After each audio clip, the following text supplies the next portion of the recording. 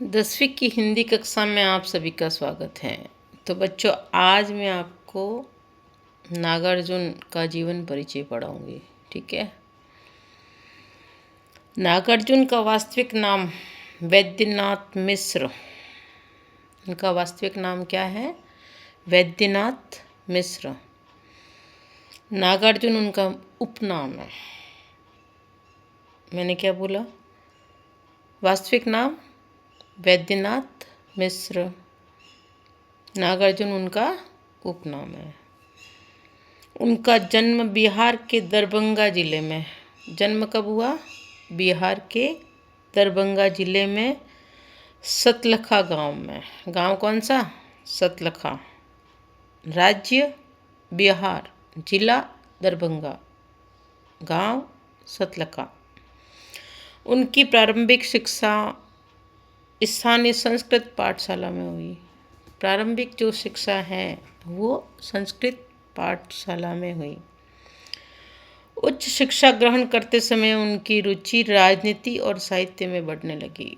जब उनको उच्च शिक्षा ग्रहण करने का मन हुआ तब उनकी जो रुचि है वो राजनीति और साहित्य में बढ़ने लगी। राजनीति में उन्होंने इंटरेस्ट लिया, राजनीति में रुचि ली और साहित्य में उन्होंने रुचि ली। सन 1936 में वे श्रीलंका गए। श्रीलंका कब गए? 1936 में।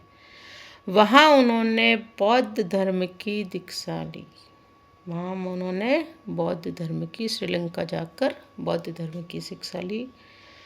1938 में वापस वो भारत लौटे। भारत कब लौटे? 1938 में।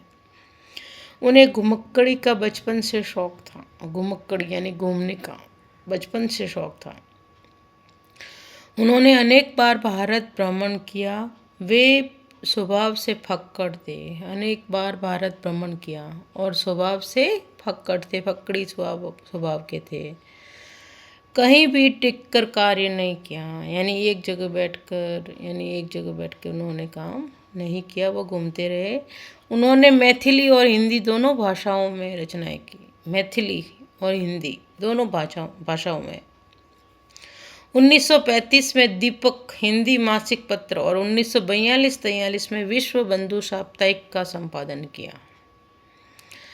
राजनीतिक गतिविधियों में सक्रिय होने के कारण उन्हें कई बार कारागृह भी जाना पड़ा। राजनीतिक गतिविधियों में सक्रिय होने के कारण उन्हें कई बार कारागृह में भी जाना पड़ा, जहाँ धर्म के क्षेत्र में उनका संपर्क बौद्ध धर्म से हुआ। धर्म के क्षेत्र में उनका संपर्क बौद्ध धर्म से हुआ।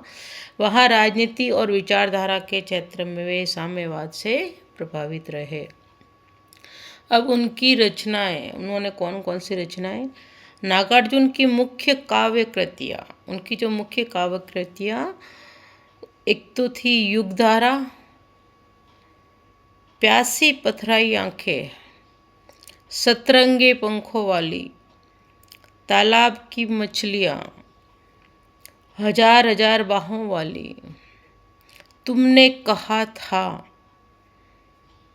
पुरानी जूतियों का कोरस, आखिर ऐसा क्या कह दिया मैंने, रत्न गर्भा, ऐसे भी हम क्या, ऐसे भी तुम क्या, भस्माकुर आदि उन्होंने उपन्यास भी लिखे। यानी ये उनके उपन्यास थे। अब उनकी काव्यगत विशेषताएं क्या थी उसके बारे में बता रही हूँ मैं। नागार्जुन प्रगतिवादी काव्य धारा के प्रमुख कवि थे। कौन सी काव्य धारा के? प्रगतिवादी। वे धरती, जनता और श्रम के गीत गाने वाले संवेदनशील कवि हैं। धरती, जनता और श्रम के गीत गाने वाले संवेदनशील कवि हैं। उन्होंने अपने काव्य में जन भाषाओं को वाणी दी है। उन्होंने अपने काव्य में जन भाषा को वाणी दी है। धरती की शुद्ध अनुभूति को स्वर दिया है। उनका जन प्रेम ड्राइंग रूम में बैठकर तसुए बहाने वाला नहीं है। उनका जो जन प्रेम है सिर्फ ड्राइंग रूम में बैठकर तसुए बहाने वाला, आंसू बहाने वाला नहीं है। न ही प्रकृति प्रेम केवल फूल पत्तियों तक सीमित है। उन्होंने यथार्थ में इन अनुभूतियों को भोगा है, जिया है। उन्होंने पारिवारिक स्नेह को भी सुंदर शब्दों में व्यक्त किया है। दांत निकलते शिशु की मुस्कान पर मुग्ध होकर वे लिखते हैं। एक छोटे बच्चे के दांत निकलते हैं तो उसकी जो मुस्कुराहट होती है, जो मुस्कान होती है, उनके ऊपर उन्होंने लिखा है, तुम्हारी यह दंतुरित मुस्कान मृतक में भी डाल देगी जान। नागार्जुन युग धर्म के कवि है। नागार्जुन युग धर्म के कवि हैं। उन्होंने युग की आवाज़ को उठाने के लिए जन आंदोलन की कविताएं भी लिखी है। युग की आवाज़ उठाने के लिए जन आंदोलन की कविताएं भी लिखी हैं। ऐसी कविताओं को पोस्टर कविता कहा जाता है। अब इनकी भाषा शैली, नागार्जुन की भाषा शैली। नागार्जुन संस्कृत पाठशाला से पढ़े थे, इसलिए उनकी भाषा में संस्कृत शब्दों की अधिकता होना स्वाभाविक है। इनकी भाषा में संस्कृत शब्दों की अधिकता है। नागार्जुन की भाषा सहज स्वाभाविक है। उन्होंने खड़ी बोली के लोक प्रचलित रूप को अपनाया है। वे अलंकारों, प्रतीकों और अन्य काव्य गुणों के फेर में नहीं पड़े। अलंकार, प्रतीक और अन्य काव्य गुणों के फेर में नहीं पड़े। उनकी अभिव्यक्ति एकदम स्पष्ट, यथार्थ और ठोस है। व्यंग उनकी भाषा की जान है।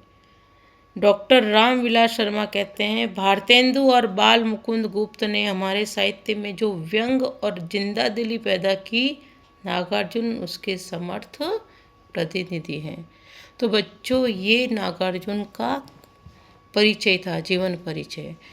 तो आपको नागार्जुन का जीवन परिचय याद करना है, अपनी कॉपी में लिखना है, और इसमें से जो छोटे छोटे प्रश्न हैं वो आपको याद करने हैं, क्योंकि हर साल कवि का जीवन परिचय बोर्ड के एग्ज़ाम में आता है।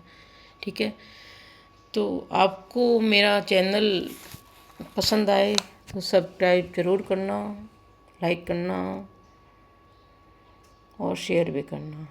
ठीक है, मैं अगले वीडियो में आपको इनकी जो कविता है, दंतुरित मुस्कान और फसल, उनके बारे में विस्तृत रूप से समझाऊंगी। ठीक है, तब तक के लिए धन्यवाद। फिर मिलेंगे। चलो बाय।